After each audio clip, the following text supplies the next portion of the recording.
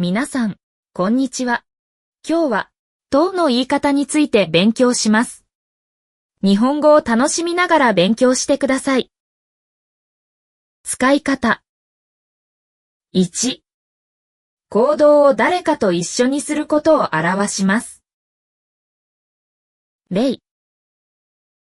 1、友達と旅行に行きます。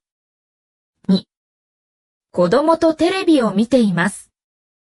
3、休日はいつも家族と過ごします。4、ホアさんと結婚します。5、友達と約束をします。次。2、リストするとき、と、を使います。例。1、趣味はサッカーと音楽です。2、木村さんと鈴木さんは日本人です。3、専門は日本語と経済です。4、私の家族は父と母と姉と弟です。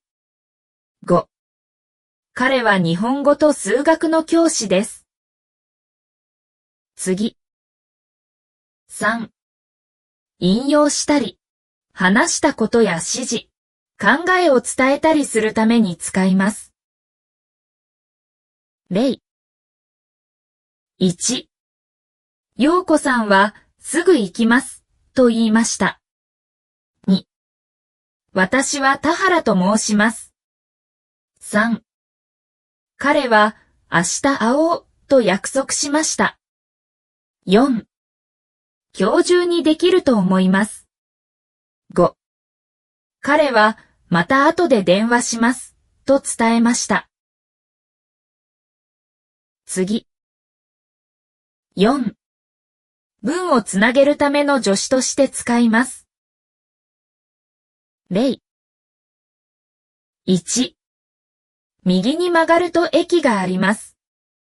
2、春になると暖かくなります。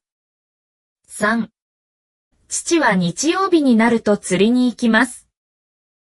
4、彼は走るとすぐに疲れます。5、彼が来ると嬉しいです。